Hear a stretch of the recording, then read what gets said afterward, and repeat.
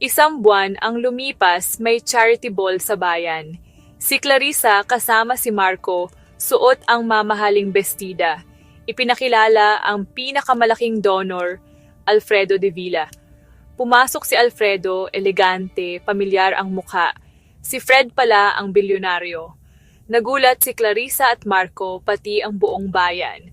Kinuha ni Alfredo ang mikropono. Ang edukasyon ay kayamanan, pero hindi sukatan ng pagkatao. Ang pera, hindi sukatan ng halaga ng tao. Tumingin siya kay Marco, maaari kang yumaman, pero kung wala kang respeto, wala kang halaga.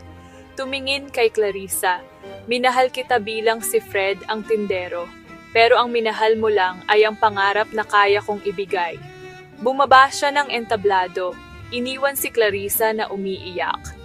Iniwan niya ang aral, mas mabuting mag-isa kaysa makasama ang pagmamahal na may presyo. Sa gabing iyon, natutunan ni Alfredo ang tunay na halaga ng sarili. Ang kayamanang hinahanap niya, natagpuan niya sa pagtanggap sa sarili. Sa dulo, mas mahalaga ang dignidad kaysa sa yaman o pag-ibig na huwad. Umalis si Alfredo, malaya na mula sa hawla ng kanyang nakaraan.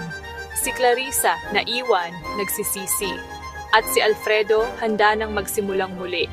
Sa wakas, natagpuan niya ang tunay na kalayaan.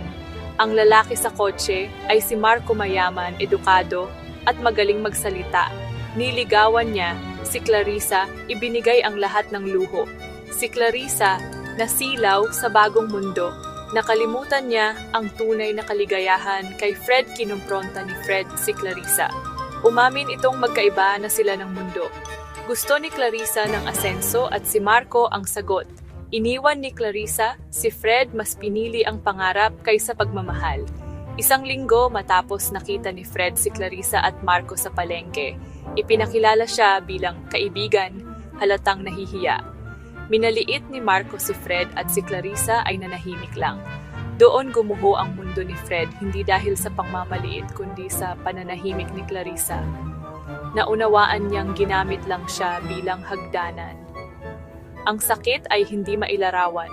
Umuwi si Fred, luhaan hindi bilang bilyonaryo kundi bilang lalaking nasaktan. Ang hinahanap niyang pag-ibig na uwi sa kabiguan. Sa katahimikan ng gabi, naramdaman niya ang bigat ng pagkatalo. Ang tunay na kayamanan hindi pala basta natatagpuan. Minsan, ito ay nawawala. Lumalalim ang relasyon. Lumalaki ang problema ni Clarissa sa pera. Malapit na siyang magtisis, kailangan ng gastusin.